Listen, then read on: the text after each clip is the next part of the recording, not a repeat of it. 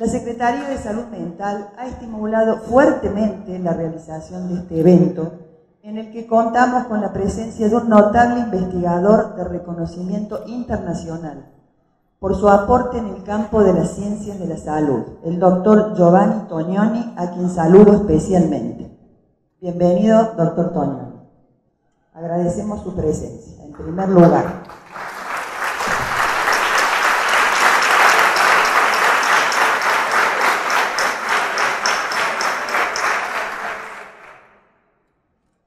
Bueno, esta mañana que nos espera es una mañana de trabajo muy importante. Se la proponemos especialmente, ha sido diseñada y confeccionada con mucho entusiasmo por nosotros, porque la presencia del doctor Tognoni nos ha motivado de una manera muy especial.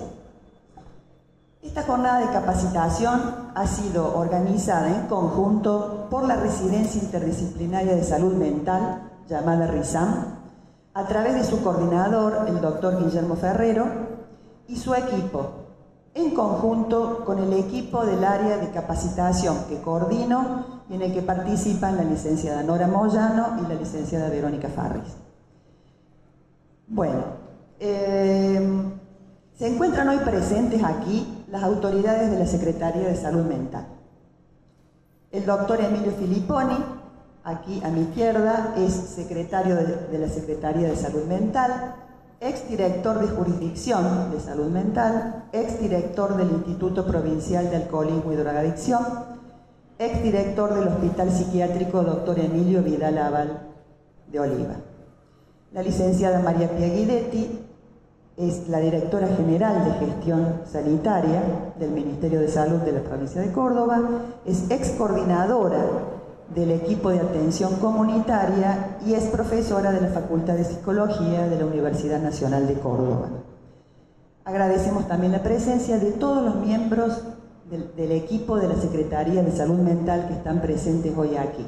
Directores de instituciones, coordinadores, a todos ellos agradecemos la presencia y agradecemos la presencia de todos los agentes que han venido del sector de la municipalidad, la presencia del doctor Barri, y ahora ya nos va a presentar a todos el doctor Ferrero. Bueno, vamos a escuchar algunas palabras de bienvenida a cargo de la licenciada Guidetti. Bueno, buenos días a todos. Bueno, en realidad adhiero a todas las palabras que la licenciada Fisore nos ha dicho. La más cálida bienvenida de la Secretaría de Salud Mental al doctor Tognoni. Es un placer y un orgullo para nosotros poder contar con él y tener este espacio de capacitación y reflexión.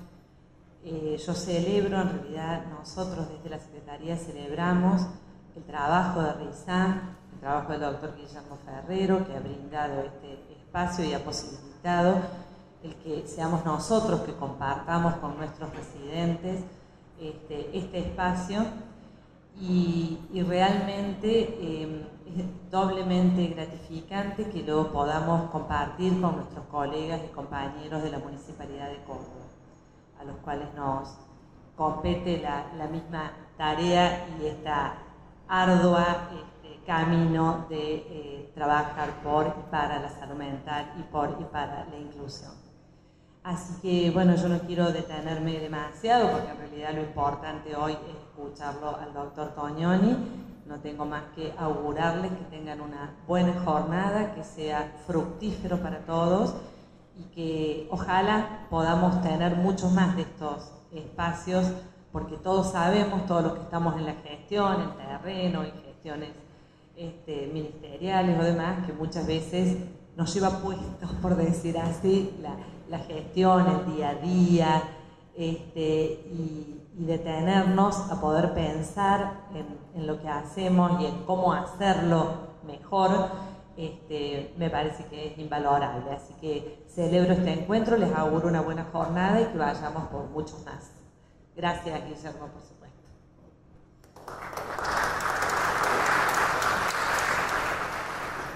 Bueno, le cedo la palabra al doctor Emilio Filipponi. Hola, buenos días a todos. Gracias por estar acá. Agradezco a todo el equipo que ha trabajado, doctor Guillermo Ferrero, profesores, María Pelletti. Agradecemos al doctor Horacio Barri, un amigo de muchos años. Recién recordaba con él que nos conocemos en mi época de estudiante, cuando teníamos algunos encuentros, cuando tratábamos de informarnos sobre el sanitario. Él siempre tuvo ese saber y ese aporte, ¿no? Generosamente nos convidó a esta posibilidad de tenerlo el doctor Tognoni, que esperamos que nos pueda iluminar sobre nuevos paradigmas que siempre pensamos y repensamos todos los días en nuestro proceso, nuestro largo proceso de estar a cargo de esto de llevar adelante políticas de salud mental, ¿no? Donde para nosotros los aspectos comunitarios que se puedan trabajar es lo nodal, ¿no? La posibilidad no solamente de pensar en la atención primaria, que de alguna manera ha sido desbordada por las problemáticas comunitarias, sino la posibilidad de descentralizar al máximo nuestro sistema, ¿no? La posibilidad de que las problemáticas de salud mental, así nosografiadas, no queden en círculos inaccesibles, sino que todos los equipos de atención médica, el equipo de salud en su totalidad pueda abordar, médicos generalistas, enfermeros, etcétera, que trabajan en el territorio puedan participar de estos abordajes, ¿no? La posibilidad de trabajar a nivel familiar, poder romper con las brechas que tenemos sobre la epidemiología que se da en salud mental, y la inaccesibilidad por los problemas institucionales generalmente, donde muchas veces el recurso humano está en número, es bastante numeroso el número, pero por ahí es centralizado en las instituciones, concentrado en las instituciones, trabajando con viejos modelos, ¿no?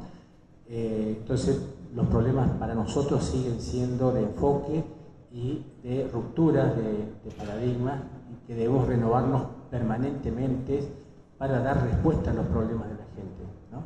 Que son bastante más complejos de lo que pensamos y lo que estamos acostumbrados a ver. Entonces, bienvenido, doctor Tognoni.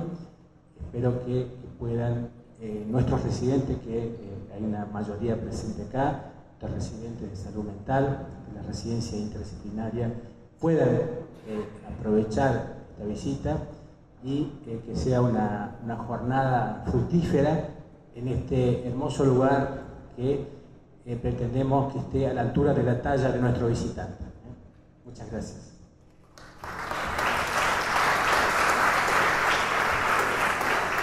Bueno, continúa el doctor Guillermo Ferrer. Bueno, buenos días a todos. Voy a ser breve, como habitualmente no lo soy. Voy a agradecer especialmente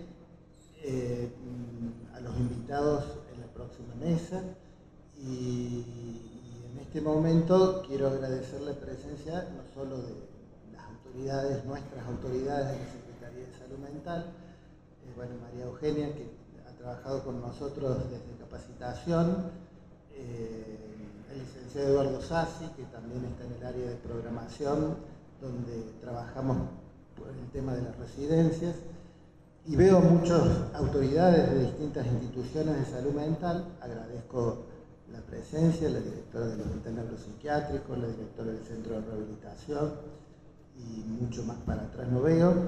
Pero bueno, yo en realidad quería destacar, ya el doctor nos va a comentar, digamos, el doctor Tognoni, cómo algunos conceptos, nos va a refrescar algunos conceptos básicos de la epidemiología comunitaria, pero todos debemos saber, ¿no es cierto?, que una primera mención fuerte es que la epidemiología comunitaria no es una epidemiología sobre la gente o sobre la población o alrededor de la población, sino una epidemiología con la población, con la gente. Y esta actividad, de alguna manera, ha surgido de esa manera. Luego les voy a contar, para los que no son de la residencia, de qué se trata, las residencias de la Secretaría de Salud Mental, pero les anticipo que tenemos clases sobre distintos temas que tienen que ver con la formación de los profesionales que luego van a trabajar con la población, y uno de los temas que habíamos elegido era el tema epidemiología. Y uno, en nuestras reuniones periódicas con los instructores docentes que están aquí presentes, que ya los vamos a mencionar, acercó la propuesta de invitarlo al doctor Barry por su trayectoria en la ciudad de Córdoba, en el país, y el doctor Barry nos acompañó el año pasado como en una clase de las habituales de la residencia, abordando el tema epidemiología. O sea que esto, estoy tratando de hacer esa analogía, surgió entre las bases. Y el doctor Horacio dice, bueno, pero el doctor Tognoni, que es una eminencia internacional en el tema de epidemiología, creador de la epidemiología comunitaria, está interesado no en dictar conferencias, sino en trabajar con la gente que está en terreno. Horacio le alcanzó algunos trabajos, digamos, algunos prácticos de nuestros residentes. Al doctor Tognoni entiendo que le interesó esa posibilidad de trabajar con nosotros, y bueno, y se concretó esta reunión que, como les digo, no es una reunión que organizamos desde arriba hacia abajo, sino que se organizó desde abajo hacia arriba, como debe ser también la epidemiología.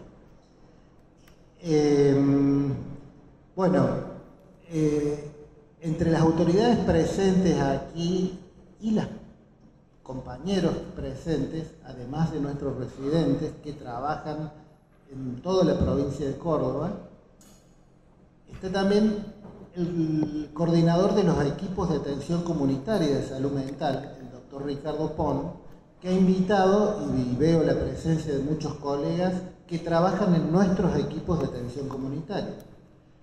También hemos invitado a través del doctor Ignacio Sabio, que es subsecretario de la DAPS, y de Carolina García, que es la coordinadora del área de psicología de la DAPS, y están presentes aquí compañeros de salud mental de la Dirección de Atención Primaria de la Salud. También invitamos a través del doctor Pablo Caro a los compañeros residentes de Medicina Generalista y Familiar. Bueno, espero que estén, no lo veo Pablo, pero ahí está Pablo. Hola. Bueno, es también para nosotros una experiencia muy importante que todos los que vienen trabajando a nivel de la formación y también sosteniendo los equipos de atención comunitaria, nos juntemos a trabajar y a pensar juntos en este taller de epidemiología. Les agradezco a todos por la presencia y esperemos que nos sea útil, no solo a nuestros residentes, sino también a todos los que vamos a participar de este taller. Muchas gracias.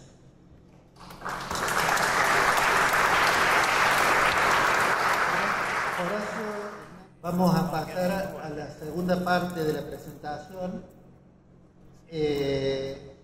Yo lo voy a presentar al doctor Horacio Barry, que entre otras cosas es médico diplomado en salud pública, presidente del Movimiento por un Sistema Integral de Salud, el MOSIS, es exsecretario de Salud de la ciudad de Córdoba y un colaborador permanente de todos los emprendimientos que tienen que ver con que tienen base en la comunidad. Bueno, el doctor Horacio Barry, como les comentaba recién, es a quien invitamos como docente de los residentes y es quien ha posibilitado la presencia hoy aquí del doctor Alejandro Macchia, que todavía no le hemos presentado, y el doctor Tognoni. Bueno, Horacio, te agradezco públicamente todo lo que has hecho para que esta actividad sea posible. Gracias a ustedes por hacerlo posible. ¿Sí? Lo primero que quiero decir antes de presentarlo mínimamente, dije dos palabras. Una es que la satisfacción de poder cumplir. Con Gianni no es difícil, hace 30 años que viene acá hay mucha gente que lo conoce de antes, entonces siempre cumple, ¿no? Y siempre viene 1 o 2 veces por año y nos ha cambiado la manera de pensar y de actuar. Después, por eso quería decirlo, y una segunda cosa que me parece esencial. Lo que surja de acá no depende de ellos solamente, sino de ustedes. Así empezó con esos trabajos que las chicas y los chicos de la RISAM presentaron de su realidad y de sus angustias frente a la situación que provoca responder a una demanda que es en sí misma angustiante, ¿no? Alejandro Macchia hace un tiempo que está trabajando con Gianni y sus trabajos de cardiólogo, epidemiólogo, metodólogo, junto con Gianni, han revolucionado una especialidad que para mí, cuando me recibí pensaba que los pediatras eran los más cercanos a lo social, así que los cardiólogos ahora hayan hecho los trabajos de esa magnitud, el papel de la contención, mucho más importante a veces que otras terapias, me parece fundamental. Por eso es una de las luces de la epidemiología que iluminan nuevos caminos. Así que Alejandro, yo le quiero agradecer porque desde el primer momento que se enteró de esto, mostró su interés y sobre todo a partir que leyó los informes de usted. Y va a ser un contacto cercano nuestro por el hecho de que vive en Buenos Aires.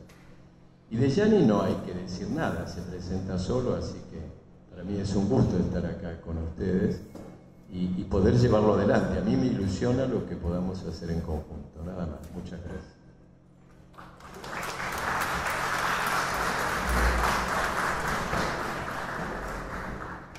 Bueno, me pongo acá por eso que tengo que mostrar unas diapositivas que quizás es más cerca. Después de tantos agradecimientos, para mi presencia es un poco complicado empezar, pero solamente para introducir cómo se ha organizado esta parte de la presentación. Me parece central en lo que se dijo de pensar a este encuentro efectivamente no tanto como escucha una respuesta, sino como un taller en el sentido más fuerte del término, no solamente por el hecho que los verdaderos protagonistas, y vamos a ver por qué, de esta jornada son los que presentan los trabajos de grupo de la comunidad.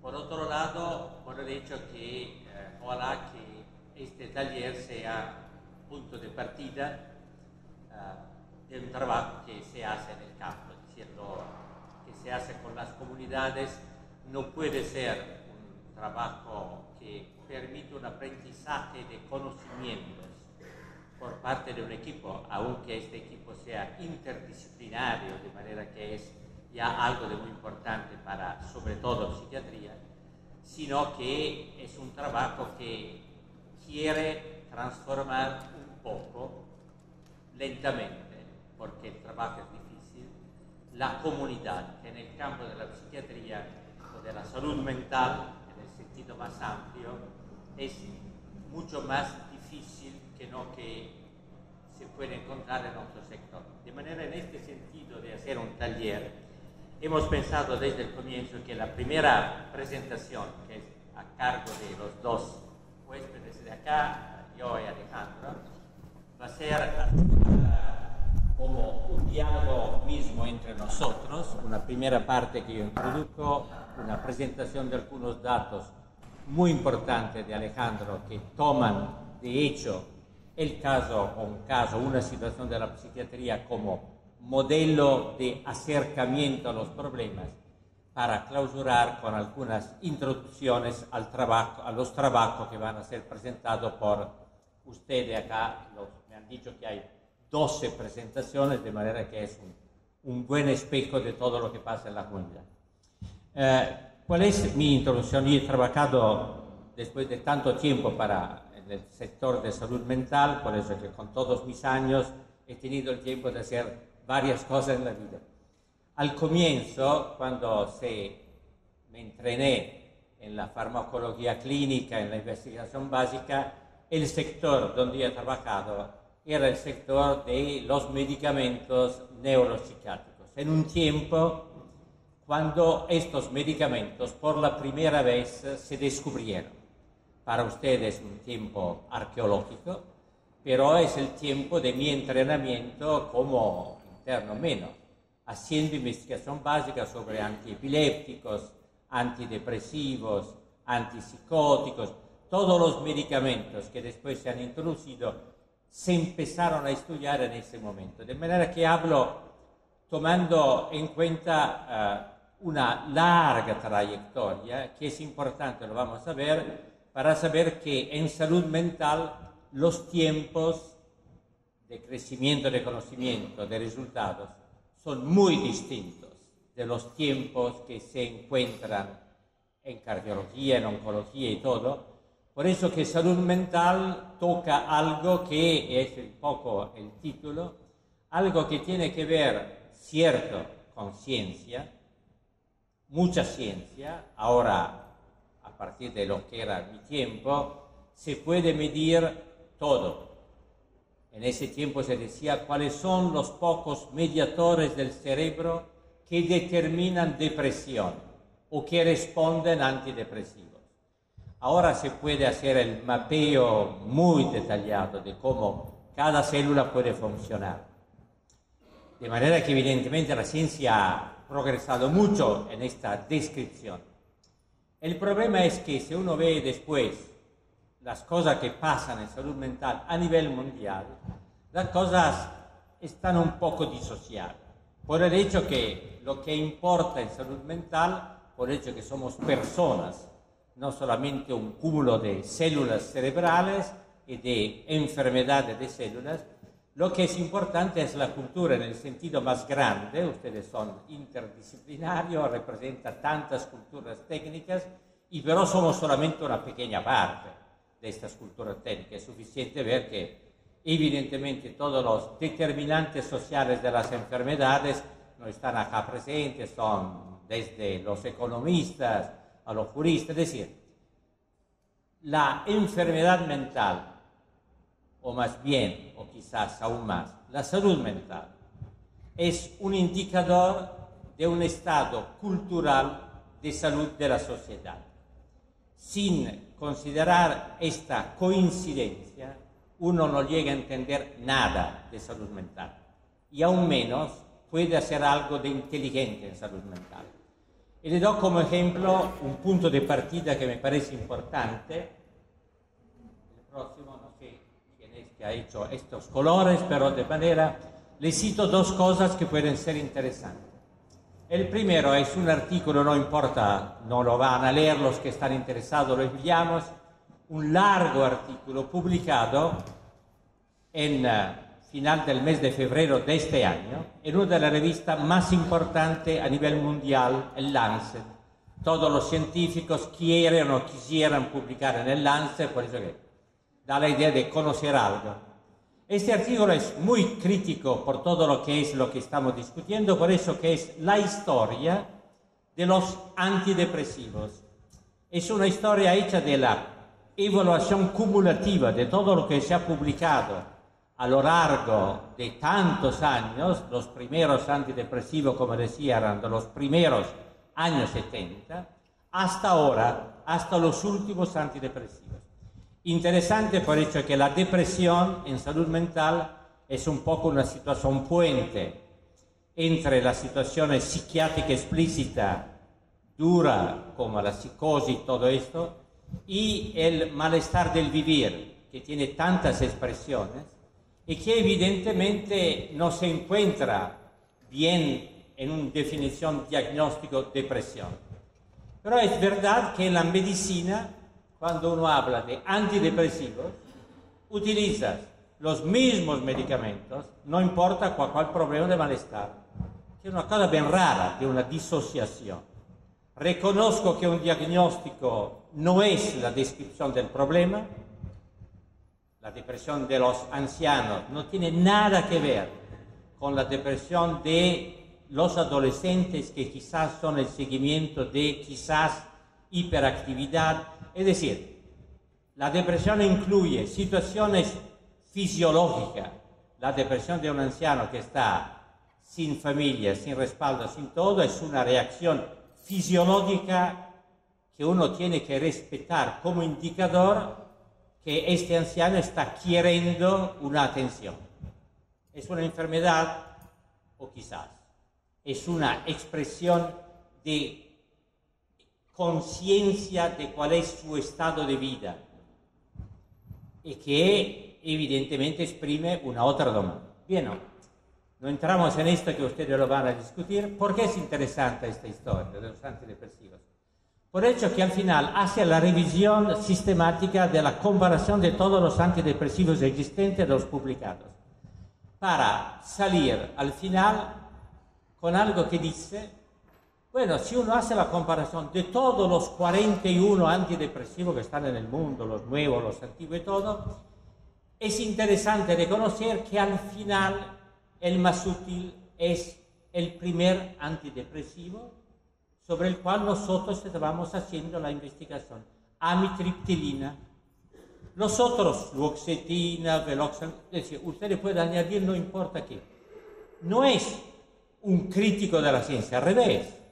Es un grupo de científicos de Londres, de varias partes, que dicen esto con un editorial que dice, efectivamente es interesante, pero lo que no dice el editorial es que, bueno, esto significa que tenemos tantos medicamentos disponibles, o dicen, hemos fracasado durante 40 años por el hecho que, a pesar de toda la evolución cultural y todo lo que hizo, estamos solamente tocando una expresión sintomática de algunos síntomas de la depresión que están en las escalas de la depresión y que ustedes saben bien, si utilizan los antidepresivos, responden en los diferentes individuos de una manera que no es previsible.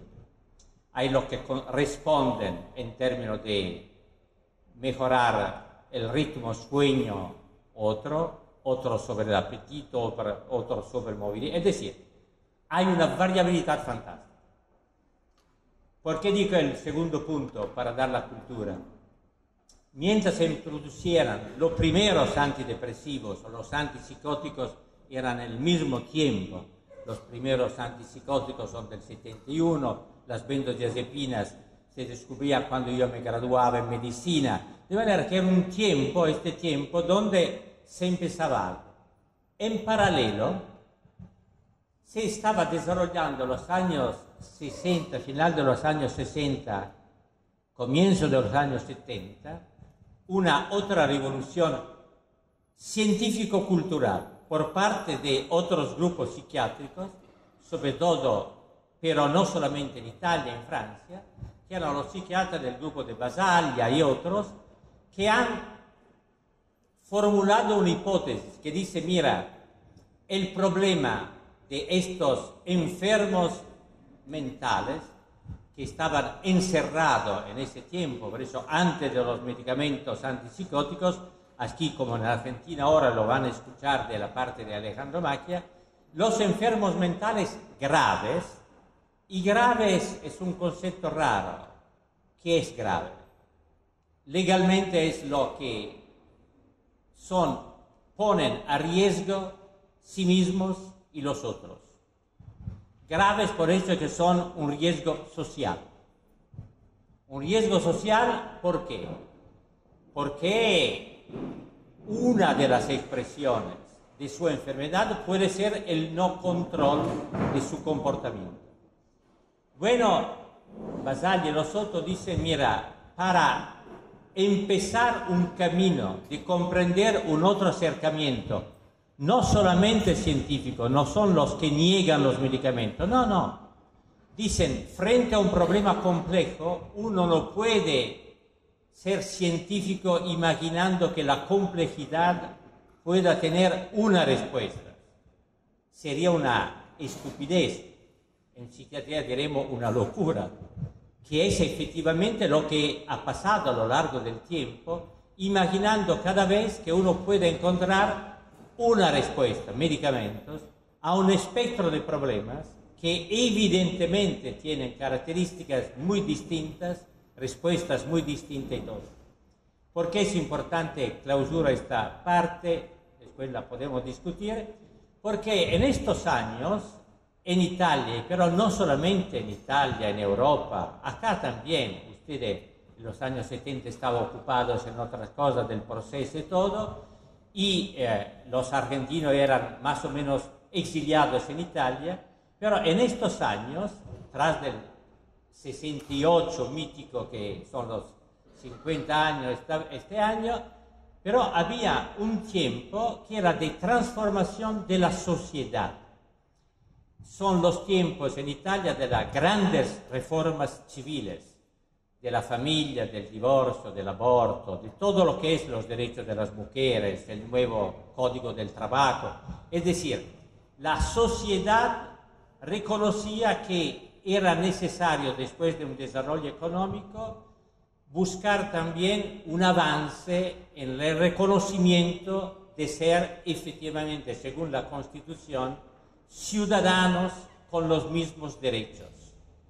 Y estos ciudadanos en ese momento excluían los enfermos mentales graves, a los cuales se quitaba de hecho el derecho de ser ciudadano, porque estaban encerrados como si fueran delincuentes, en lugar de ser diversos de los otros. Y el cuidado de Basaglia se trata de acabar con la institución para darle a estos ciudadanos una visibilidad. La historia de Basaglia, de la institución, ha sido una historia larga, aún no se ha clausurado. En el 78 la salud mental en Italia recibe una ley especial, que es interesante, la ley de psiquiatría es también de Argentina, es una de las ICAs. Hemos hecho tantas cosas también en los países de América Latina en este sentido, pero la ley de salud mental se aprueba pocos meses antes de la aprobación de la ley del Servicio Sanitario Nacional. Es decir, reconocer ciudadanos, los que eran más descuidados, era un anticipador y quizás un auspicio prognóstico para el Servicio Sanitario Nacional. En el 78, para dar idea de la contradicción, Italia se enfrenta también con el asesino de Moro, que era el presidente del Consejo, por los terroristas. Para dar la idea que estos avances regresos de sociedad y medicina nunca se pueden distinguir, no por razones políticas solamente. La política es una de las excepciones. ¿Por qué? Porque evidentemente, si uno dice que se trata de acabar con los hospitales psiquiátricos, de establecer en todos los lugares servicios comunitarios de salud mental, significa cambiar totalmente el paradigma, significa entrenarse como usted está haciendo, buscar otros puestos y roles de trabajo. Significa, por ejemplo, así como ha significado evidentemente para nosotros los médicos o los científicos, reconocer que somos partes más o menos pequeñas de un equipo de culturas que no puede trabajar solos, que el equipo de psiquiatría, mucho más que los equipos que trabajan en un quirófano, es un equipo que necesita crear una cultura coherente de diálogo, donde efectivamente el problema clave es de reestablecer, y eso es el punto crítico, al centro de los cuidados no los roles profesionales, sino los sujetos con problemas. Lo decimos todos nosotros médicos, nosotros somos para los pacientes, sabemos bien que es una manera de decir que nosotros somos para los pacientes, queremos los pacientes, pero que los pacientes o los ciudadanos sean el centro de la atención del médico, eso es un poco más difícil, por lo menos reconociendo lo que está pasando en la literatura científica. Se está hablando en la literatura científica hoy en día que lo que falta más a la medicina es de humanizarse, que es un concepto bien raro, es decir, que si la medicina necesita humanizarse, significa que la medicina necesita reconocer que los otros son humanos como nosotros. ¿Por qué digo eso? Porque eso es el punto de partida metodológico y, entre comillas, científico. Y le paso, si puede pasar la segunda, para introducir a Alejandro, qué hacer en este sentido frente a una experiencia como la de usted, que están en un tiempo de pasaje a nivel de la organización, y estuvo años atrás cuando por la primera vez se presentó la ley de psiquiatría, a presentar la ley de psiquiatría de Argentina. La ley de psiquiatría en Italia se aprobó en el 78, el último hospital psiquiátrico de Italia se cerró en el casi más o menos 15 años después. Se empezó un camino. No es fácil que la sociedad acepte inmediatamente una cultura de la dignidad y de la libertad frente a personas que han presentado todos como riesgos, peligros, locos, diferentes, todo eso.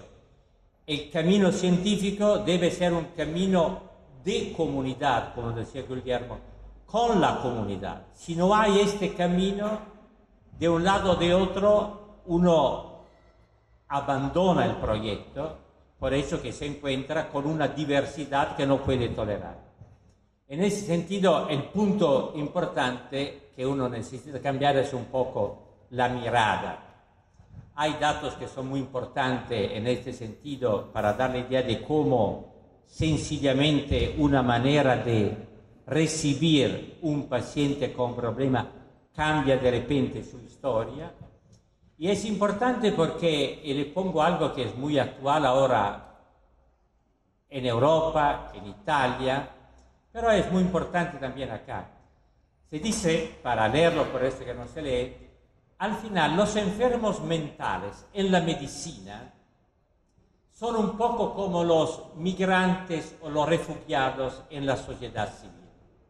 Vienen de otros mundos, son posiblemente invasores, son los que quizás nos quitan el trabajo o nos obligan a cambiar costumbres.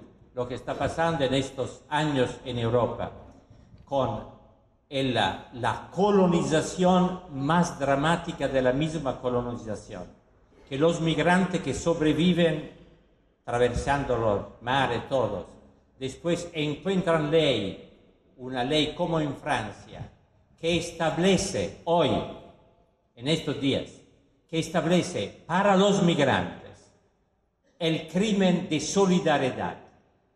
Es decir, que en una sociedad que ha creado fraternidad, libertad, todo eso, ahora ayudar a un migrante es un crimen, no es algo de malo, es un crimen. Uno anda en la prisión.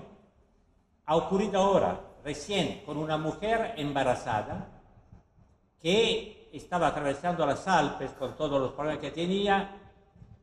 Descubren ella que estaba acompañada por un guía también que era de las Alpes, que viene un ciudadano francés.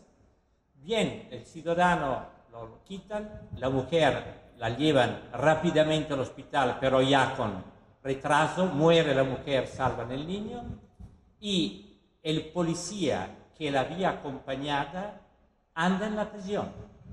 Por eso que había sido solidario para una persona que aún no era ciudadana.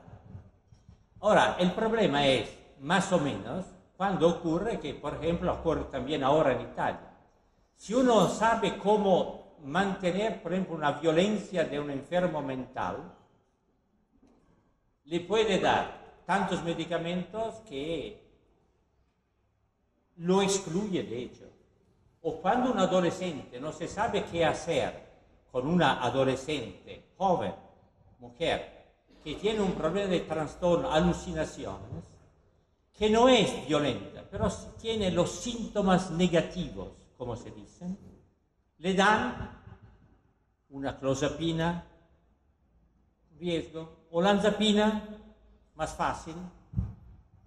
La niña o la adolescente se engorda. De hecho, a esta niña, a esta adolescente, uno le quita el cuerpo, su identidad. Del punto adelante no es más una psicótica, es una persona que ha sido excluida de una relación normal con los otros y antes de todo con sí misma, y evidentemente no responde ni tan bien a los medicamentos. De manera que el problema de la sociedad civil siempre es así. Es un poco cuando uno que es deprimido y no puede trabajar. ¿Quién es el médico? Lo digo también a los colegas. Hemos trabajado con millares de pacientes psiquiátricos o psíquicos en medicina de cabecera en Italia para saber quién es responsable. Dar un seguimiento, es decir, acompañar en la vida personas que tienen trastornos mentales. No es tan fácil. Por eso necesita una atención que es totalmente distinta. Si el médico en Italia tiene en media 2 minutos para cada paciente, para darle una receta, si un paciente viene y se calla, no dice nada, que eso es su problema, se presenta como alguien que quiere hablar, ¿cuántos minutos son el equivalente de una receta eficaz? ¿Quién sabe? Cierto, muy distintos. Y eso se repite en todas las situaciones de salud mental. Aún por el hecho que muchas veces, evidentemente, el paciente es un indicador de un contexto de vida donde lo que decimos es la respuesta, que es la creación de redes sociales. El paciente viene de lugares donde no hay redes sociales. Y el hecho de no encontrar ni redes sociales ni familiares es el problema.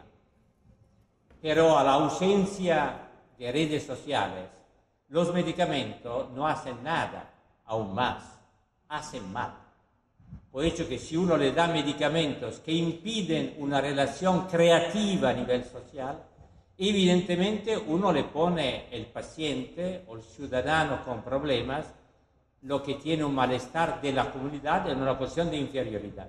De manera que esta mirada, que es una mirada mental, es importante cuando uno después debe siempre confrontar lo que decía en la primera diapositiva. La ciencia dice, los antidepresivos hacen bien. Si uno le dice, ¿cuánto bien? ¿Cuál es, según la opinión de usted, el porcentaje de respuesta de los medicamentos antidepresivos en los pacientes con depresión sin calificaciones graves, suicidaria, otra? ¿Cuántos son los pacientes que reciben un medicamento antidepresivo y andan bien? De 10, ¿cuántos son? 4, 6, 10, 9. Uno puede decir cualquier número. Es decir, que para dar la idea que según el tipo de depresión hay las depresiones más graves, las que tienen una ideación repetitiva suicidaria, son los que más responden. Responde, ¿qué significa? Que acaban con los síntomas más graves. No tienen autonomía de vida. Cuando se publicaba que la fluoxetina era un poco el medicamento milagro, era un medicamento milagro perché tiene efectos excitantes, lo que tenía un poco de miedo, la fluoxetina, cuando hablaban en público, la fluoxetina le daba la idea de no percepción de su miedo y ellos eran más de éxito. Ahora la fluoxetina dice que aumenta los suicidios, que no es exactamente una ventaja para una depresión que pone a riesgo de suicidio. Ahora, es decir, nos encontramos en una situación donde efectivamente el problema es el segundo como mirada, que cuando nos encontramos con estas incertidumbres o no capacidad de responder, es un problema verdadero. Por eso que todos los profesionales, nosotros médicos, enfermeras, todos los que tienen una profesión, identifican su profesión en la capacidad de proporcionar respuestas a problemas. si uno le llama que el carro no anda más, a un mecánico le dice por favor. Si el tipo dice no sé qué hacer, cambio el mecánico. Si el médico no sabe cómo responder de una manera, evidentemente se descubre que el médico debe reconocer que él no es lo que soluciona el problema, él es que comparte el problema durante un tiempo suficiente con los que tienen un problema de salud mental para buscar conjuntamente soluciones. El problema de este reconocimiento como sujetos de derecho. Cuando nosotros somos en una familia, tenemos una persona, un niño que no es, o un adolescente que tiene problemas, no es que la primera cosa que dice no obedece y por eso lo echamos de la casa. No, así como tenemos amigos, amigas. Es decir, lo que hacemos con las personas normales de la sociedad y también en el mundo del trabajo, tenemos un reconocimiento que no significa que somos iguales. Reconocimos problemas que necesitan, y en salud mental, el hecho de reconocer sujetos que tienen más derechos, no menos derechos de los otros, es el punto. Si me pasa el último para introducir, esto es decir que el reconocimiento, por eso que estos sujetos pueden ser que tienen problemas causados por cosas no reconocidas, no solamente por eso que la historia familiar. Cuando dice, tenemos que hacer la historia familiar. Cuando uno encuentra y dice, ha tenido problemas desde niño. Y a ese punto uno puede cancelar la historia. ¿Qué se hace para las personas que han tenido problemas cuando eran niños y que ahora tienen un problema? Se hace la memoria, psicoanálisis, psicología, sí, algunas veces, pero ¿cuántas personas pueden entrar en un camino de ese tipo equivalente en tiempo de todo eso? La raíz es desconocida, fue una ansiedad. No se sabe cuánto el tiempo de respuesta. Los medicamentos, según la opinión de usted, sentimos, para los antidepresivos que hemos tomado como modelo, ¿cuánto es la duración de una depresión medio grave? Semanas, meses, años, no se sabe.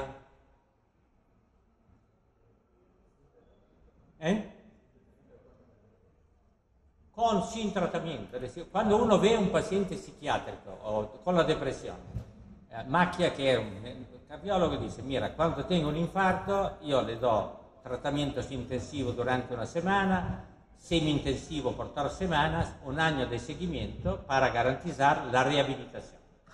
Con un paciente de salud mental, todo eso no existe. Hay gente que responde muy rápidamente, otros no. La ciencia que dice, todos estos estudios que mencionaba, han estudiado durante años en todo el mundo, Estados Unidos, todo. Para registrar un medicamento antidepresivo se necesita estudiarlo durante 8 semanas, no más. Si no, los laboratorios tienen que gastar excesivamente plata. Ahora, la depresión que tiene una duración fija de 8 semanas, no existe, es decir, es una invención para el mercado. Y lo digo como alguien que ha trabajado mucho peleándome con estas cosas, pero las autoridades de registro, desde la ANMAT a la Food and Drug Administration, han aceptado por facilidad todo eso. El tiempo es un problema. ¿Y cuál es el tiempo que los servicios pueden tener para darle un seguimiento? Y el último eso, el diagnóstico básico. El problema es saber si cuando se hace un diagnóstico, no importa cuál es, de maníaco-depresiva, es decir, el DSM ha puesto tanto diagnóstico, hay una libertad de diagnóstico absolutamente fatal, y pero el problema es que el diagnóstico no puede ser el sustituto de un acompañamiento.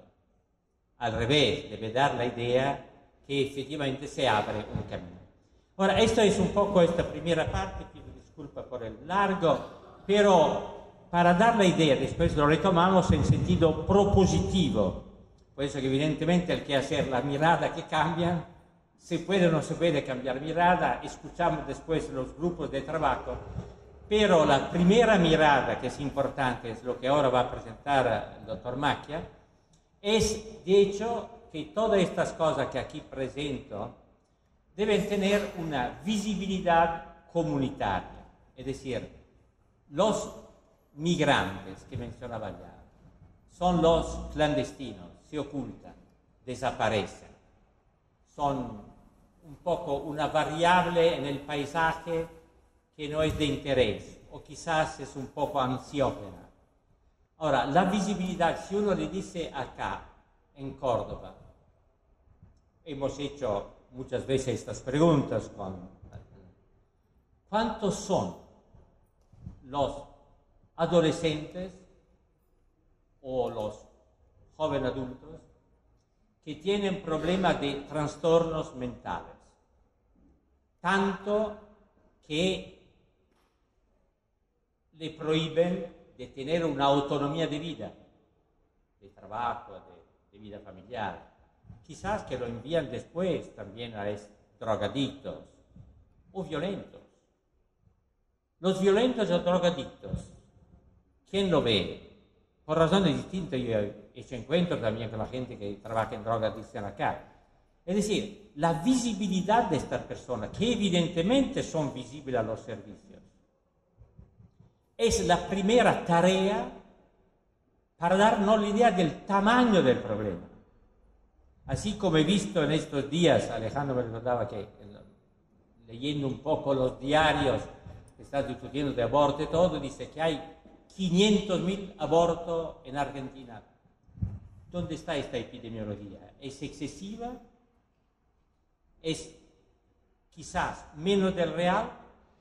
¿Cuáles son los servicios? La primera tarea de los servicios de salud mental, y pienso que es un poco lo que han hecho también los grupos de trabajo, es de darle la visibilidad, que es no que nosotros en los servicios hacemos. El servicio, en todo su conjunto, con todas sus características, es una ventana de la comunidad, que no es una ventana para observar curiosos lo que está pasando, sino para hacerse cargo o tener conciencia del tamaño del problema, de la diferencia de los problemas. Por eso es que si uno tiene una idea, puede planificar. También para los que hacen planificación de salud, es totalmente distinto decir que los deprimidos son solamente los deprimidos graves, que se dice no más que 1 de 10 de los deprimidos, que significa disminuir todo lo que puede ser la carga asistencial, y decir que son tantos. Ahora, Alejandro aquí ha hecho un ejercicio muy importante también por el hecho que le ha dado a la epidemiología una visibilidad muy didáctica con mapas que no son de Córdoba, de manera que nadie puede, son de Buenos Aires, la Gran Buenos Aires, de manera que hay todo y nada, y pero para darle idea de cómo, a partir de un nivel mínimo de datos de servicios, uno puede crear un mapa de dónde uno vive y de dónde los enfermos viven o desaparecen, como los migrantes. Y yo pienso que eso es importante, por eso después vamos a comentar, Alejandro tiene después que regresar más tarde, pero nos acompaña un poco, y eso yo pienso que sea un punto de partida muy crítico, por eso que una vez que uno tiene un mapa, un terreno, es un primer paso de ser reconocido como ciudadano de este terreno. No es más un punto u otro. Reconocidos por los equipos significa ser reconocido como miembro de una comunidad. Y por eso que nos pide de ser reconocido por sus problemas. Bueno, por eso le pido a Alejandro sí.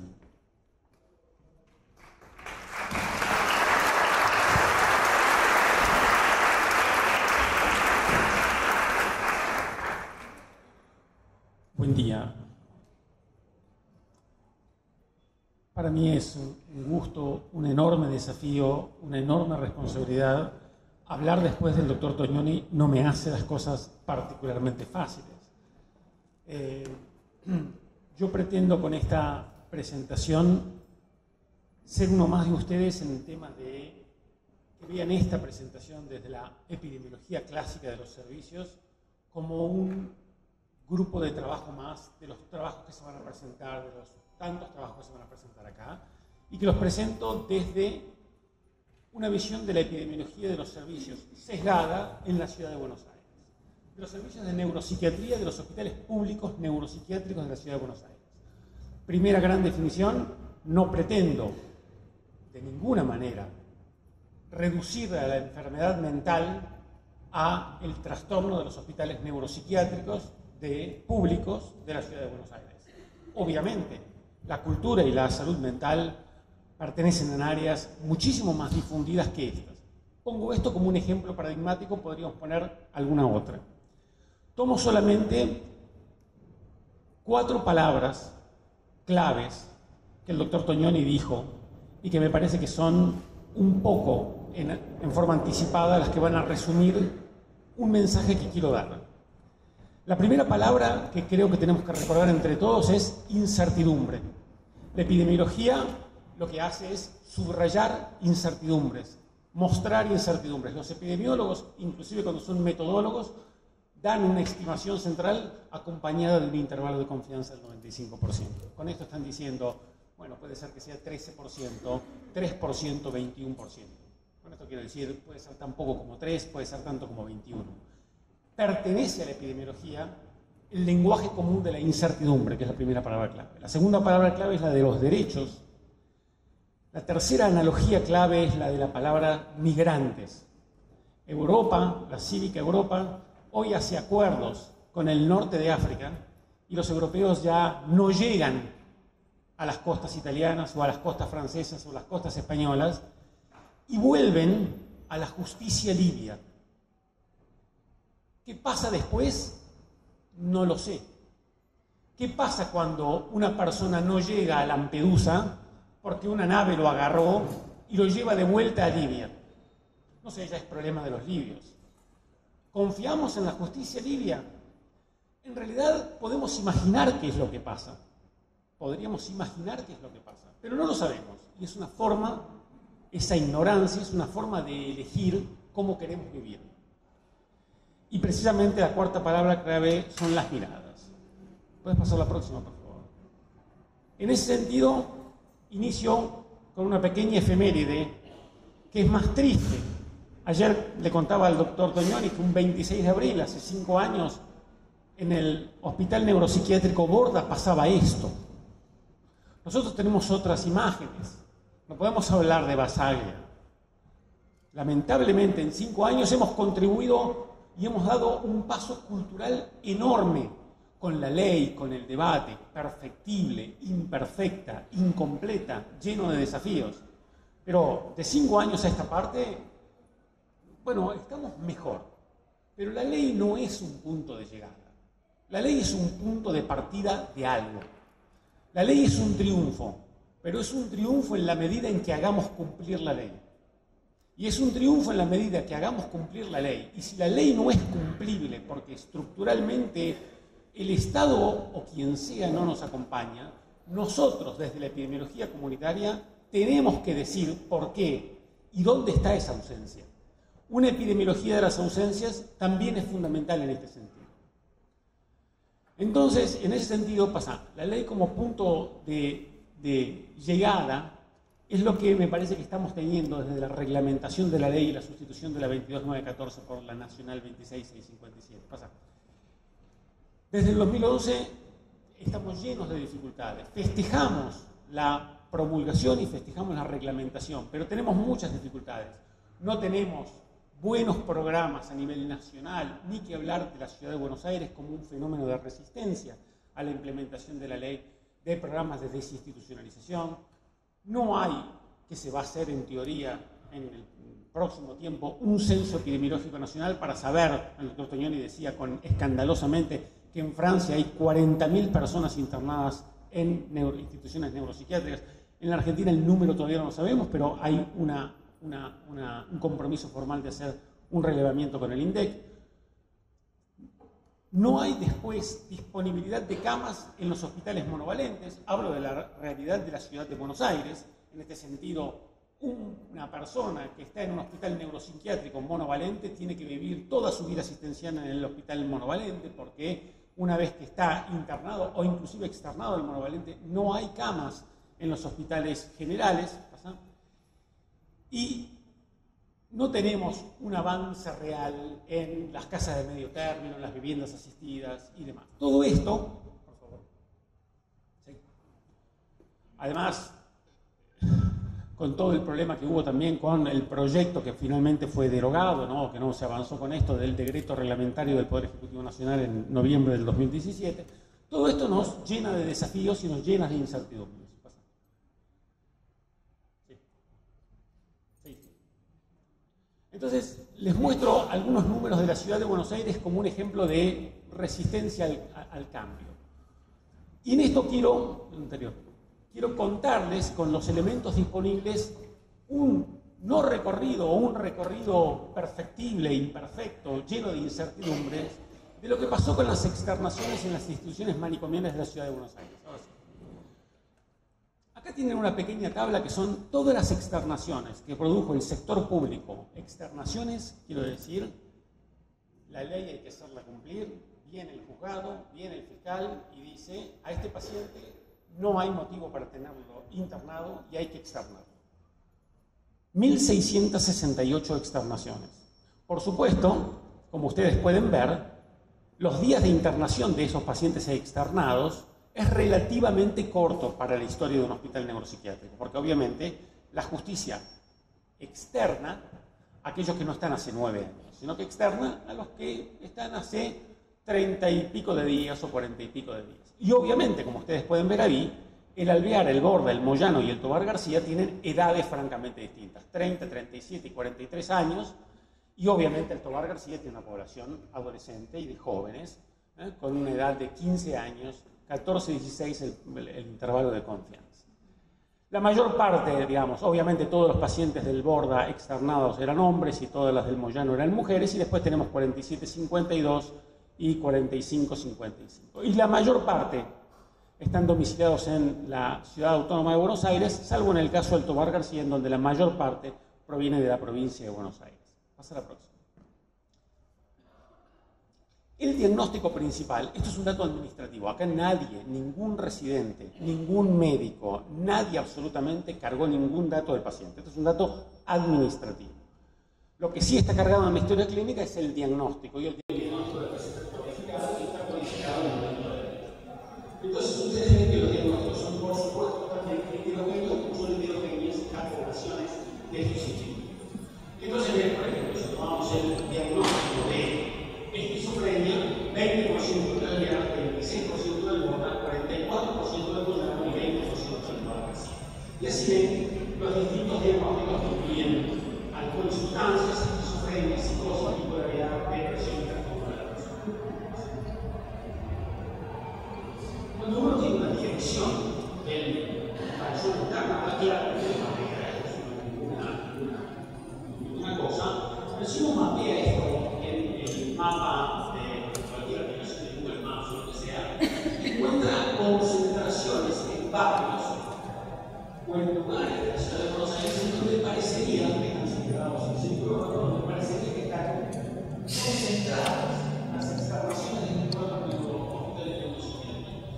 Y los que conocen el mapa de la ciudad de Buenos Aires, evidentemente ya pueden imaginar de qué estamos hablando cuando estamos hablando de las extracciones focalizadas en la ciudad.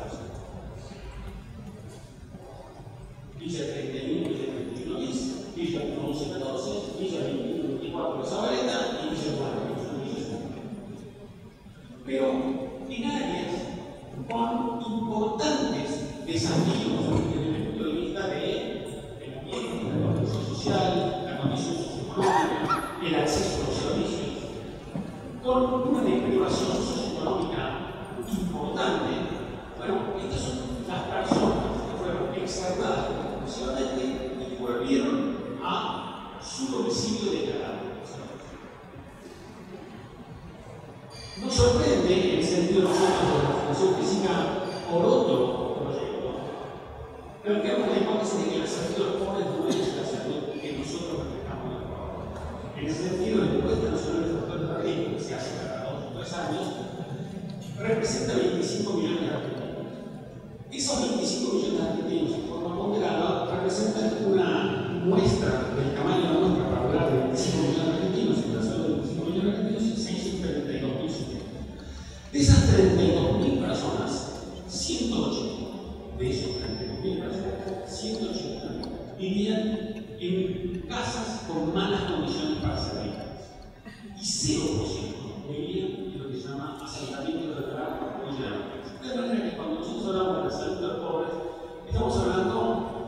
inclusive en los reglamentos nacionales, es algo que imaginamos. Entonces nosotros fuimos a ver cómo era la Asamblea Pobres y hicimos una entrevista planificada con el mismo candidato de la Nacional de la Villa 31. Y encontramos que cuando lo ven por estrato de edad, alguien tiene 18 24 años, 44 años, 49 años, tiene una tasa de desocupación de un 10,4 en la tasa nacional. Y cuando le preguntamos cómo consideraba su salud, la pseudo Brasil Recuerda, que es una pregunta absolutamente sencilla y reduccionista, pero que correlaciona fuertemente con el pronóstico de vida. La gente, toda la oportunidad que dice que la sociedad como mala, tiene peor pronóstico vital que como buena. Y ustedes fíjense que inclusive en personas jóvenes, que es la parte más izquierda, las diferencias sociales entre el 7% de nivel nacional contra el 24% de la vida, un 11% contra el 43% de aquellos sectores jóvenes, no es lo que pensamos. Sienten salud autopercibida regular humana.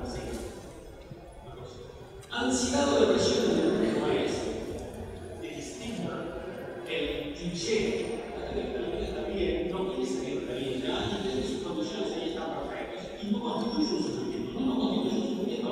Ansiedad o depresión en los 18 a 24 años, 12% de la población general, 49% de la vida, 13% entre los 25 y los 34 años contra el 47%. El odds ratio de 100% de los individuos es por 6 de ansiedad o depresión. Consumo problemático de alcohol 10% contra el 61%, 600 hogares en forma publicada. No es una entrevista a 13 personas y que está reaccionada para decir son 600 hogares certificados de la Villa Candela. Sí.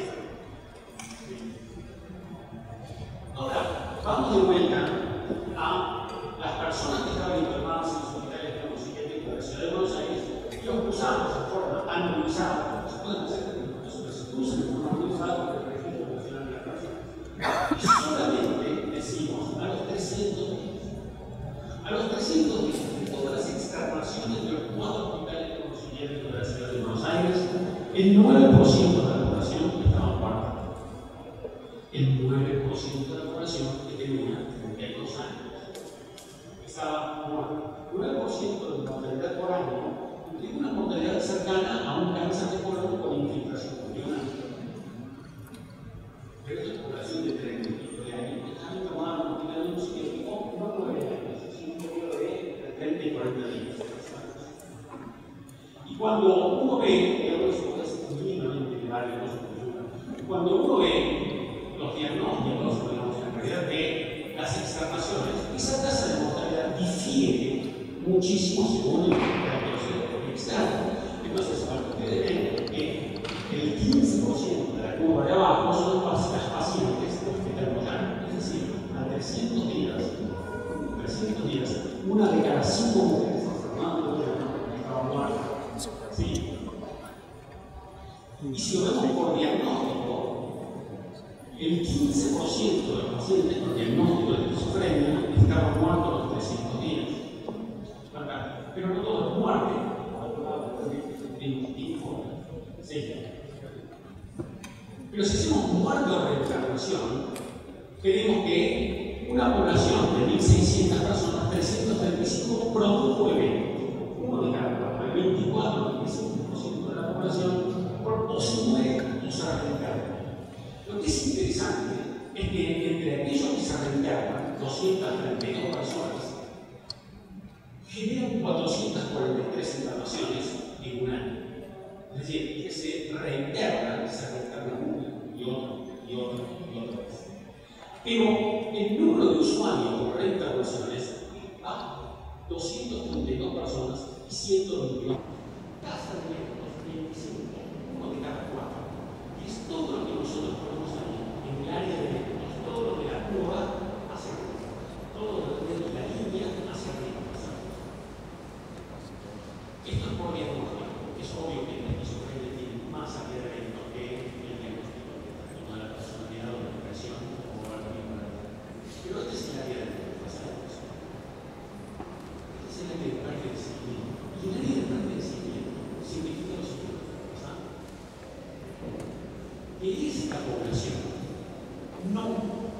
consultó nunca en forma ambulatoria a un centro público. No retiró ningún fármaco de ningún cesante. No se internó en un hospital polivalente ni en un hospital psiquiátrico. No retiró solicitó certificado de discapacidad. Esta operación no produjo eventos y desapareció del mapa. ¿Cómo estamos? Veníamos conversando en el auto sobre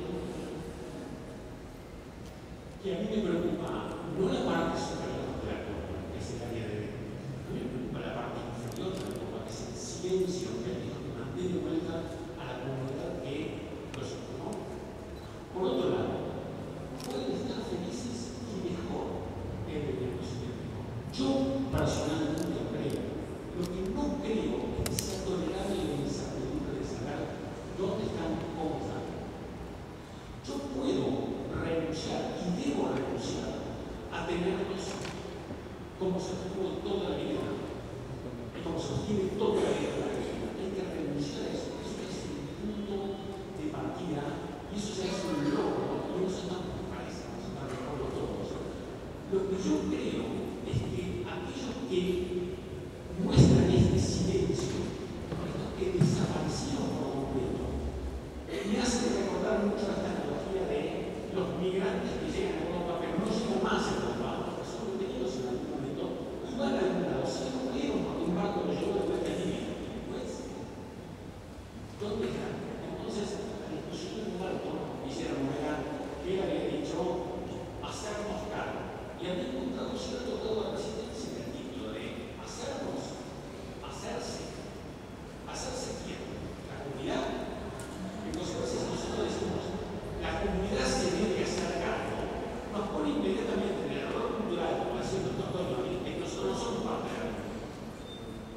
Nosotros somos parte de la comunidad en la medida en que no estamos diciendo que tenemos que hacer cargo. Nos tenemos que hacer cargo con distintas herramientas. Por ejemplo, en el caso de la vida del reino, nosotros formamos trabajadores sociales de la comunidad. Y serán los trabajadores sociales de la comunidad porque mediquen o apoyen medicación antihipertensiva al paciente que quiera recibir medicación antihipertensiva. Y el problema de la comunidad médica no es entender la ilegalidad de medicación antihipertensiva, sino es tal vez formar trabajadores sociales de la comunidad, interacciones que sepan a la gente que tiene necesidad. Porque por el solo hecho de hacer cumplir la ley no terminan las necesidades y los derechos de aquellos que son el punto de partida de esa ley. Y con esto, entonces, yo quería simplemente inhibirlo en el ámbito absolutamente externo y de vuelta tomando esto como una ponencia más de todas las que se van a hacer. Preguntar, o dejar la pregunta, es si la reglamentación esta nueva y muy buena ley es solo un punto de partida que obliga, en mi opinión, no al viejo y ya recontraanticuado debate de protagonismos e institucionalizaciones, sino al necesario debate de hacerse cargo. Es tratar, digamos, que siempre decimos con el Toñoni, que es el accountability, es decir, el debate no es que hay que desinstitucionalizar, el debate no es que hay que hacer ideología, el debate no es que la ley es la misma, eso lo damos por bueno y es así. El debate es, desde la ley, ¿qué? ¿Cómo? ¿Cuál es nuestro rol? ¿Cómo hacemos una epidemiología comunitaria que permite entender esta epidemiología de las ausencias de todas las personas que no conocemos? ¿Qué responsabilidad tenemos nosotros en este sentido de la comparación con el migrante que vuelve a Libia? Visto que las personas externadas permanecieron más del 70% ausentes invisibles. Existe, y la pregunta efectivamente no es una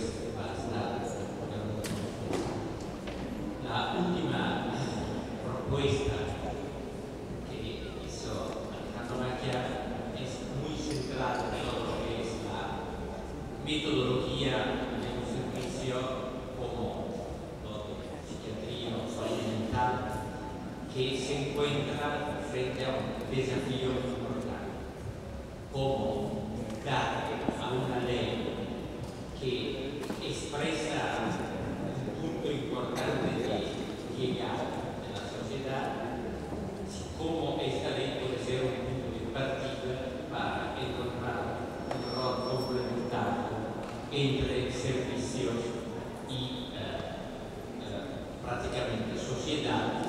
Por eso que el problema de estos desaparecidos de la salud mental o hospital psiquiátrico es un problema general, es una ley regular, así como Alejandro ha recordado, que los pobres son los, sobre todo, que no son más o menos nadie.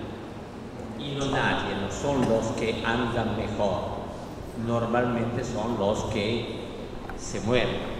Uno de los indicadores que nosotros hemos puesto en Italia después de tantos años como indicador muy sencillo pero obligatorio, no lo aplican pero deberían aplicarlo siempre, es de dar cuenta al final del año no tanto de cuántas visitas uno ha hecho, eso es una parte administrativa, pero el indicador grave de malpráctica es de tener más del 3% de desconocido en términos de qué está pasando a esta persona.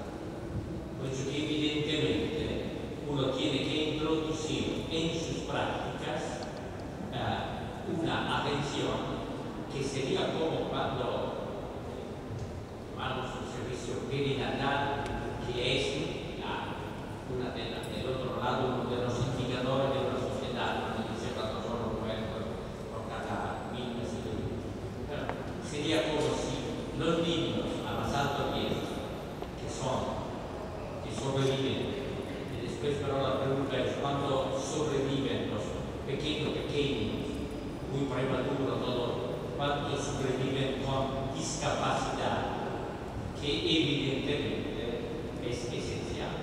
Y si el servicio de perinatología dice yo soy experto en terapia intensiva de los primeros días, no es una excusa para no establecer un servicio de seguimiento. Puede ser distinto, evidentemente, pero debe ser parte de esta mirada sencilla. No se ve más. La última no existe más. Bueno, la primera parte que decía como parte era que es crítico con respecto a eso. Parece raro, pero un servicio de salud mental que hemos dicho tiene tantos puntos, debe obligatoriamente por los contenidos ser consciente de tener un rol que es principalmente de investigación. En una situación de aplicación de una ley de psiquiatría, la tarea, el mandato, debe ser considerado como un proyecto permanente de investigación. Y añado como la democracia, si no hay un proyecto permanente de democracia, la democracia desaparece. Por eso que no hay nunca un modelo perfecto, ni cumplido, sencillamente porque el mundo camina, la población cambia, los poderes cambian. Ahora, esta parte que parece rara, puede decir, no, a mí me interesa la práctica, no la investigación. Eso es el error metodológico fatal.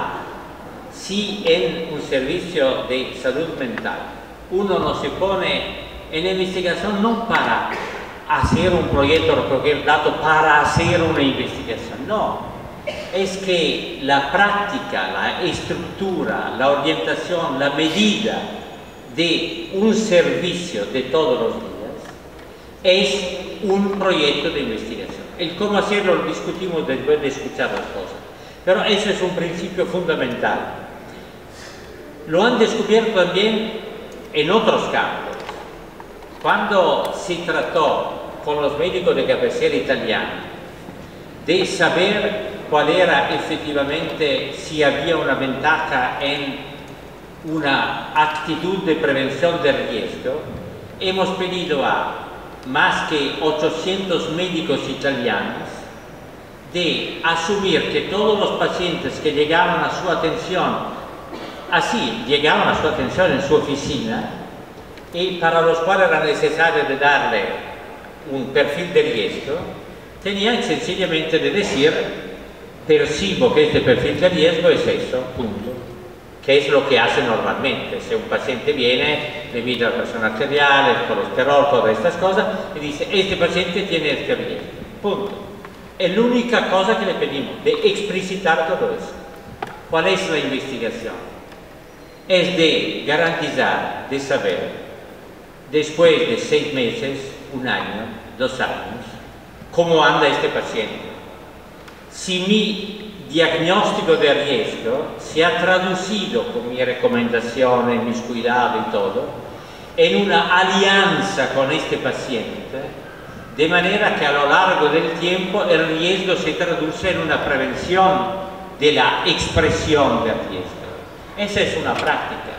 Con eso, con estos médicos, se recogió una población de más de 12.000 pacientes sin hacer nada más de la práctica, y pero la evaluación prospectiva de todo eso pudo producir un trabajo que después publicaron colectivamente en una revista científica como el New England, que es aún más importante que Lancet, por hecho que dice: mira, hemos visto lo que pasa en la realidad, no solamente en el hospital, no solamente con los especialistas, lo que pasa en la vida de estos pacientes.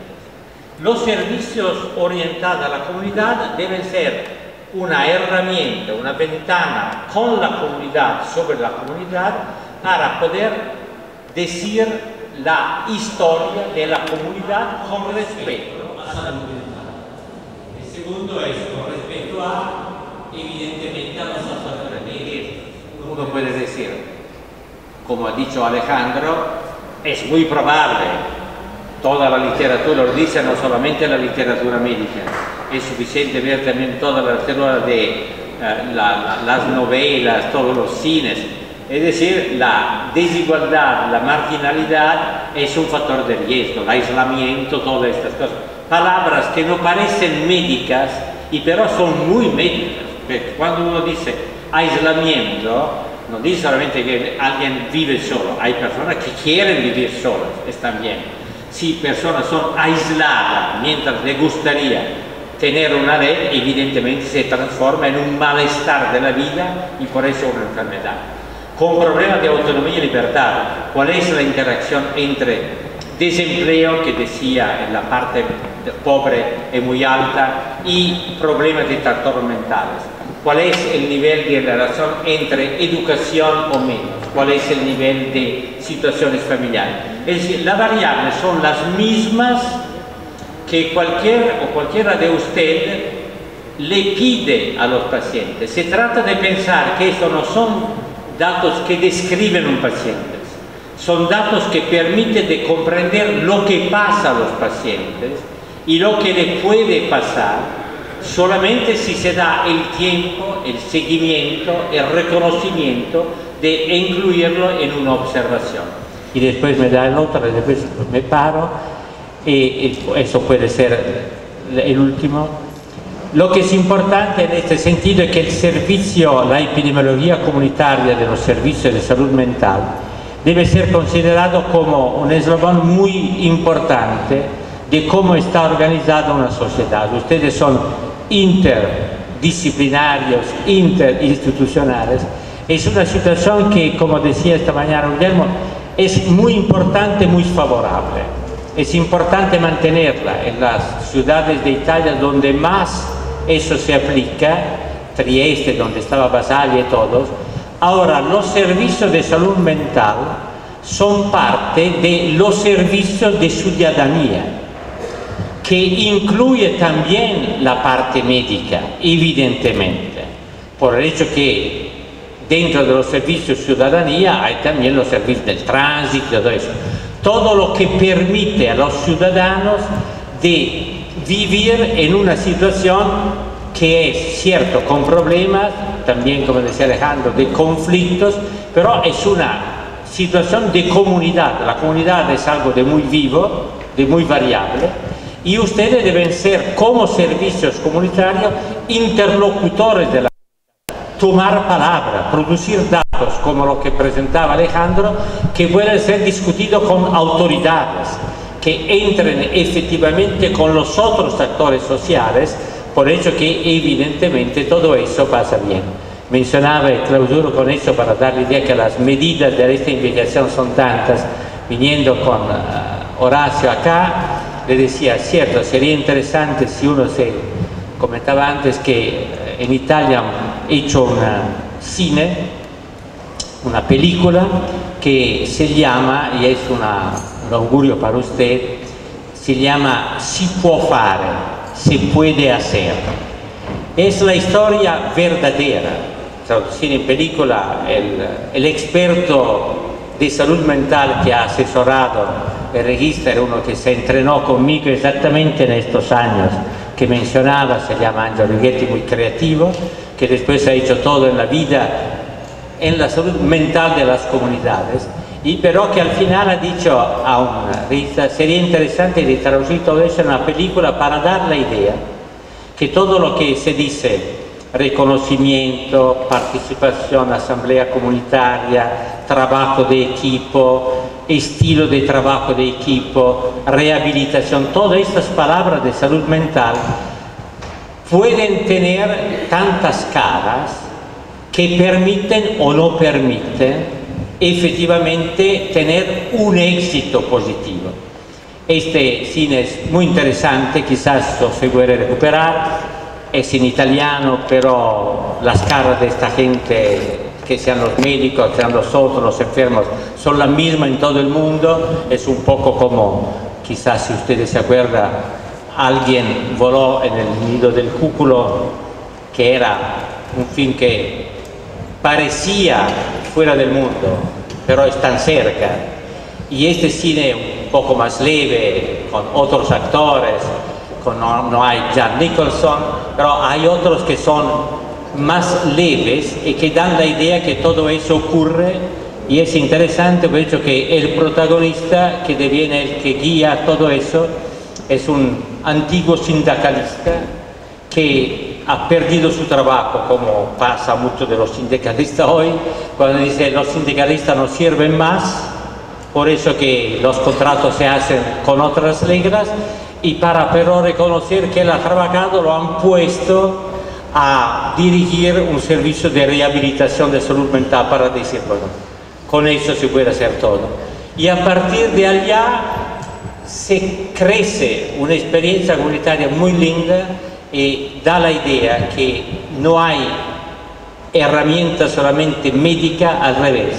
Si uno tiene mirada de comunidad, ve que las herramientas de investigación, y lo vamos a escuchar ahora por parte de las personas que lo presentan, pueden y deben ser lo que son más cerca de las necesidades sin respuesta de los ciudadanos con problemas de trastornos mentales.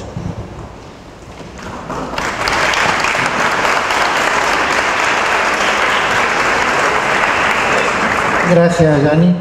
Bueno, yo creo que la mitad de los que estamos acá son de la RISAM y la mitad no son de la RISAM. Entonces, voy a hacer una breve exposición de qué se trata la RISAM. Dale, Edgardo. Bueno, no vamos a leer todo eso, pero básicamente lo que esa filmina dice es que la RISAM y la RISAMIG, que se crearon, se reabrieron en el año 2012 y 2013 respectivamente, son un intento de cumplir en la parte de capacitación con los preceptos de la Ley Provincial de Salud Mental y de la Ley Nacional de Salud Mental. En ese aspecto hay un dato que es importante porque está en la reglamentación de la Ley Nacional del artículo 33, que dice: promover la habilitación de espacios de capacitación dentro de los dispositivos comunitarios, sustituyendo progresivamente los espacios de formación existentes en instituciones monovalentes. Esto es difícil, porque las instituciones monovalentes tienen la historia de ser los centros formadores. La ley dice que hay que tratar de que la formación deje de estar en los psiquiátricos y esté en los espacios comunitarios. Bueno, en esa transición estamos. La próxima, Edgardo. Esto es la RISAM hoy, Residencia Interdisciplinaria de Salud Mental General. Tenemos 26 residentes de psicología en los 4 años, 19 residentes de trabajo social, un psiquiatra, lo cual es todo un tema que se lo plantea Yani como pregunta, y 6 residentes de enfermería que empezó hace menos tiempo. Las sedes, y esto es uno de los factores, entendemos por qué los psiquiatras eligen otras residencias privadas, están en el interior, básicamente, porque esa fue una apuesta de su momento de la Dirección de Salud Mental, que fue luego reafirmada por la actual gestión de salud mental, que la capacitación no sea en Córdoba, porque pretendemos, como dice la ley, favorecer la accesibilidad de todos los ciudadanos que no viven todos en Córdoba, viven también en el interior de la provincia. Por eso en el 2012 abrimos la sede en Río Cuarto, en Belleville, en Villa Caeiro, Santa María de Punilla y en San Francisco. Al año siguiente, 2013, agregamos Villa María, al año siguiente Villa Dolores, al año siguiente Santa Rosa de Calamuchita, y en el 2017 abrimos una sede en Córdoba Capital junto con Santa Rosa de Calamuchita, para no olvidarnos también de Córdoba Capital. La próxima de algo. Esto básicamente es un cuadrito que muestra que la residencia tiene 4 años. Los 2 primeros años los residentes están en los hospitales generales del interior. Depende de la sede, hacen una rotación de 6 meses por un hospital monovalente, por ejemplo el neuropsiquiátrico, el Hospital Colón y Santa María, en Olivas en una guardia semanal. Bueno, con algunos matices, durante los 2 primeros años están en hospital general, en hospital monovalente y en dispositivos alternativos 6 meses. Esto que creo que es una respuesta a esta invisibilidad de que no sabemos qué pasa con los pacientes externados. Bueno, para eso hay que reforzar los dispositivos alternativos. Nuestros residentes se forman 6 meses en dispositivos alternativos. ¿Qué es lo que está en azul? Son 2 años. Hospital general, hospital monovalente, dispositivos alternativos. Luego hay un año donde trabajan las problemáticas fundamentales, que son las adicciones y las problemáticas de niñez y adolescencia, y el 4.º año es en comunidad. Esto ha sido discutido desde que yo era residente de la segunda camada de RISAM en el 86, si comunidad tiene que estar al principio para que los profesionales empiecen a formarse con esa mirada, o si tiene que estar al medio, si tiene que estar al final. Bueno, mi experiencia personal, y he tratado es que si uno empieza por comunidad y termina en el monovalente, se queda enganchado en el monovalente. Si uno hace al revés, empieza por el monovalente y termina en comunidad, es más posible que uno quede puesto con la mirada, no lo que pasa en las instituciones, sino lo que pasa en la comunidad.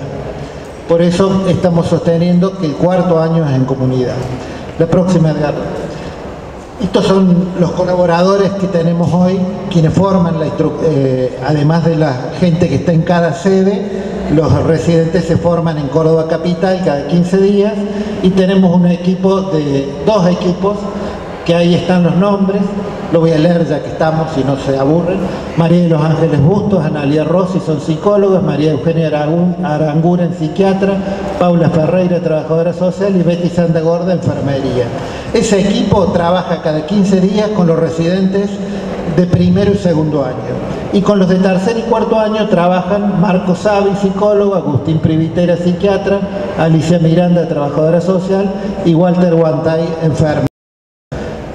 Aprovecho para agradecerle su colaboración, siempre conflictiva conmigo, pero siempre productiva. La próxima. Las disciplinas, estas son las disciplinas de la RISAMIG. La RISAMIG es la Residencia Interdisciplinaria en Salud Mental Infanto-Juvenil. Tenemos 8 residentes psicólogos, 8 residentes de trabajo social, 6 residentes de psiquiatría, 8 residentes de psicopedagogía, 8 de psicomotricidad y 3 de enfermería, que empezó en el año 2016. Estos son los que tenemos en los 4 años que dura la RISAMIG. En junio está egresando la segunda camada. La próxima. Estas son las rotaciones de la RISAMIG, que no los quiero aburrir, pero para que tengan una idea, quienes no están en la... Rotan en primer año el programa actual, empiezan un año en el Hospital de Niños, el segundo año lo hacen en el Centro Infanto-Juvenil y en el Servicio de Salud Mental del Hospital Pediátrico, en uno o en otro. El tercer año es en Casa de Joven y el cuarto año es en comunidad y él en el interior. Esta transición que estamos teniendo también nos está resultando un poco conflictiva con los compañeros de los equipos comunitarios, pero en la reunión que vamos a tener el próximo martes esperemos llegar a un feliz acuerdo. La próxima, Edgardo.